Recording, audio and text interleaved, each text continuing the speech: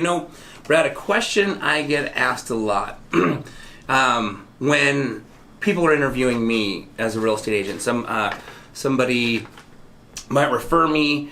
Actually, my last, ironically, just a quick story here on my last client that I just helped. We closed her house. The last client I helped close her house, we closed this week. Mm-hmm. And she was referral. And she was interviewing agents, and she was in a conversation with somebody, a friend of hers, and she was just saying, oh, I'm going through this process. It's so painful. I'm interviewing a bunch of agents because I'm getting ready to list my house. And then her friend, who I happen to know, who I've helped in the past, buy a house, said, oh, well, if you're interviewing agents, would you be open to, chatting with somebody who helped me in the past? She said, sure, I'm interviewing people anyway. And so she reached out to me, and I got her business. It was great. It was, as I mentioned, we closed this week on the sale of her house. But a question that I get asked through that interview process is, aren't all real estate agents the same? Don't you guys just all do the same thing? Put it on the MLS and put a for sale sign. And some of my thoughts to that is, that's almost like saying, aren't all eye surgeons the same? So would you just go to any eye surgeon, whether their price is expensive? This is your site you're dealing with. Or aren't all NBA players the same? Surely Michael Jordan was better than a lot of the others. They're all good. They're in the NBA.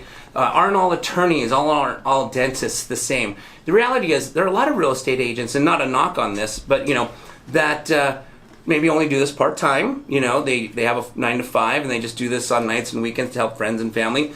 So maybe their experience level is more of a collegiate basketball player versus an NBA player. So, to me, no, not all real estate agents are the same or equal. What are your thoughts on that? I totally agree, and great analogies. I think it is the exact same as any other industry or any other example. Experience really does matter. Yep. Because we're dealing with people's lives, people's financial lives, and the outcomes can swing greatly either way. And so, someone with experience. I think local market knowledge is a big thing too. Yep. That can really help clients. And so, and relatively speaking, we all get the same pay, right? Same pay. So you might as well do a little homework and get someone with some experience. So, great point.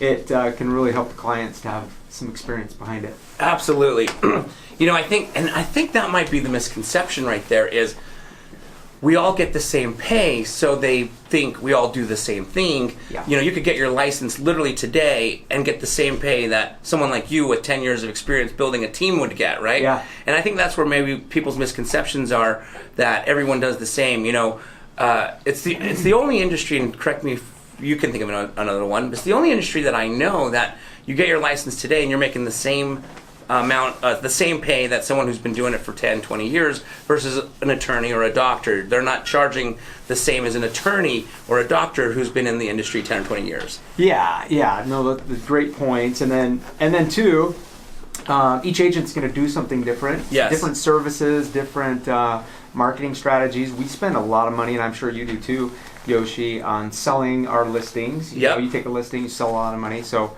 and it's just it's going to vary greatly, and so you want to check all that out. Like, what are they going to do?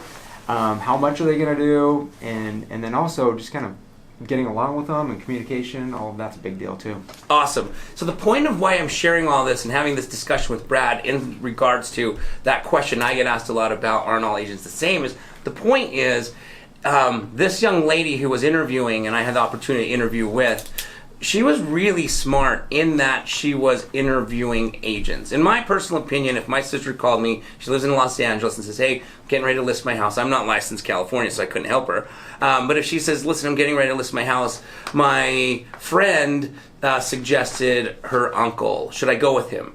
And I would say, I think you should interview him. Yeah. But this would be advice to my little sister. I'd say, I think you should interview him, but you should also interview 2, 3, 4 more to get a feel of what each one does. So for any listeners out there, it's really smart to interview and get to know, as like Brad said, what that agent's going to do for you. If it's just put a sign in the front yard, or listed, or like Brad says, there's a lot of marketing dollars that's spent when you're helping clients sell their home. Yeah.